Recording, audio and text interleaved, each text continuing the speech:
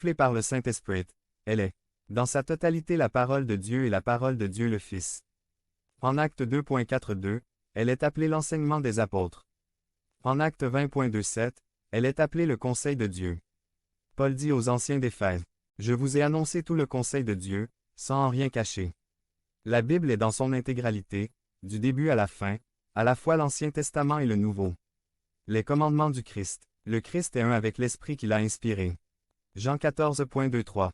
Jésus lui répondit, « Si quelqu'un m'aime, il gardera ma parole d'eux. » Écouter la Bible, c'est écouter le Saint-Esprit. Hébreux 3.7.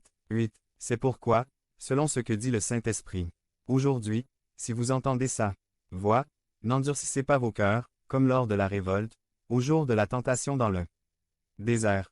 Apocalypse 1.7. Que celui qui a des oreilles entende ce que l'Esprit dit aux églises. Apocalypse 1.1. Que celui qui a des oreilles entende ce que l'Esprit dit aux églises. Apocalypse 1.17.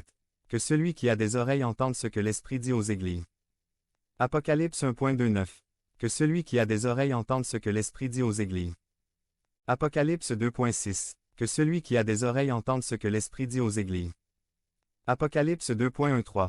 Que celui qui a des oreilles entende ce que l'Esprit dit aux églises. Apocalypse 2.22. Que celui qui a des oreilles entende ce que l'Esprit dit aux églises. 3. La Bible est une extension de Dieu lui-même. Genèse 3.8. Alors ils entendirent la voix de l'Éternel Dieu, qui parcourait le jardin vers le soir, et l'homme et sa femme se cachèrent loin de la face de l'Éternel Dieu, au milieu des arbres du jardin. Je dois lire la parole de Dieu, car la parole de Dieu est une extension de lui-même. La parole divine. Une extension de Dieu lui-même. 2 Samuel 12.9. 10. Pourquoi donc as-tu méprisé la parole de l'Éternel, en faisant ce qui est mal à ses yeux? Tu as frappé de l'épée Uri, le Hétien. Tu as pris sa femme pour en faire ta femme, et lui, tu l'as tué par l'épée des fils d'Ammon. Maintenant, l'épée ne s'éloignera jamais de ta maison. Parce que tu m'as méprisé, et parce que tu as pris la femme d'Uri, le Hétien, pour en faire ta femme. Entendre sa parole, c'est entendre Dieu lui-même. Il s'identifie intimement avec sa parole au point où mépriser sa parole équivaut à mépriser Dieu lui-même. De obéir à ses paroles, c'est obéir à Dieu. Que penserions-nous d'un mari qui déclare à sa femme, « Je t'aime, mais je n'ai pas le temps d'entendre tes paroles. » 1 Samuel 15.9. 23. Pourquoi n'as-tu pas écouté la voix de l'Éternel? Pourquoi t'es-tu jeté sur le butin, et as-tu fait ce qui est mal aux yeux de l'Éternel? 22 Samuel dit, « L'Éternel trouve-t-il du plaisir dans les holocaustes et les sacrifices, comme dans l'obéissance à la voix de l'Éternel? » Voici, l'obéissance vaut mieux que les sacrifices, et l'observation de sa parole vaut mieux que la graisse des béliers. 23 Car la désobéissance est aussi coupable que la divination, et la résistance ne l'est pas moins que l'idolâtrie et les théraphim. Puisque tu as rejeté la parole de l'Éternel, il te rejette aussi comme roi. La Bible, les paroles de Dieu, est une extension de Dieu lui-même. C'est une expression de son identité, ses affections, ses intentions, ses désirs, sa puissance. Remarquez comment le psalmiste parle de la voix de Dieu de manière interchangeable avec Dieu lui-même. Psaume 29.5. La voix de l'Éternel brise les cèdres. L'Éternel brise les cèdres du Liban. Psaume 29.8. La voix de l'Éternel fait trembler le désert.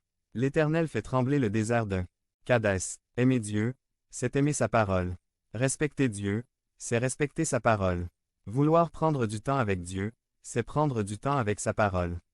Pour un parent, il n'y a pas de distinction entre dire tu n'écoutes pas mes paroles et tu ne m'écoutes pas. Ces deux affirmations sont équivalentes. 4. Le grand stratagème du diable a toujours été de séparer Dieu de sa parole. Genèse 3.1. Le serpent était le plus rusé de tous les animaux des champs, que l'Éternel Dieu avait fait. Il dit à la femme, « Dieu a-t-il réellement dit, vous ne mangerez pas de tous les arbres du jardin. » En chacun de nous réside une tendance satanique à séparer Dieu de sa parole. Cela fait partie de notre nature déchue de prétendre aimer Dieu tout en négligeant ses enseignements. 5. Nous ne pouvons jamais cultiver une relation avec Dieu sans demeurer attachés à ses paroles. Jean 15.7. Si vous demeurez en moi, et que mes paroles demeurent en vous, demandez ce que vous voudrez, et cela vous sera accordé. 3. Jean 14.15. Si vous m'aimez, gardez mes commandements. 1 Jean 5.3. Car l'amour de Dieu consiste à garder ses commandements.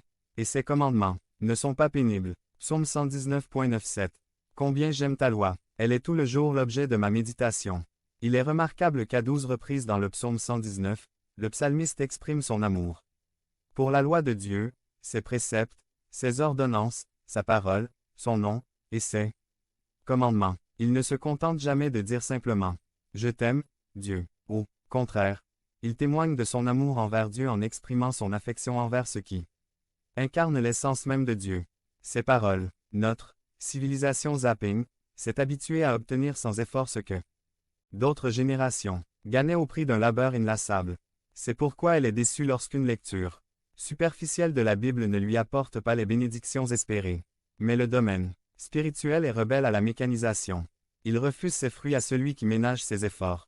Si vous voulez que votre Bible devienne pour vous, et pour ceux que Dieu place sur votre chemin, une véritable source de bénédiction, soyez prêt à consacrer le meilleur de votre temps libraire à sa lecture et à sa méditation, prêt à réserver la primeur de vos forces intellectuelles à son étude et prêt à mettre en pratique vos découvertes. A. Kuhn, 2001. Comment lire la Bible, p. 6. Marpan, BLF Europe. Luc 10.39. 40. Elle avait une sœur, nommée Marie, qui, s'étant assise aux pieds du Seigneur, écoutait sa parole. Marthe, occupée à divers soins domestiques, survint et dit, « Seigneur, cela ne te fait-il rien que ma sœur me laisse seule pour servir? Dis-lui donc de m'aider. » Une écoutait, l'autre s'affairait. Et vous? 4.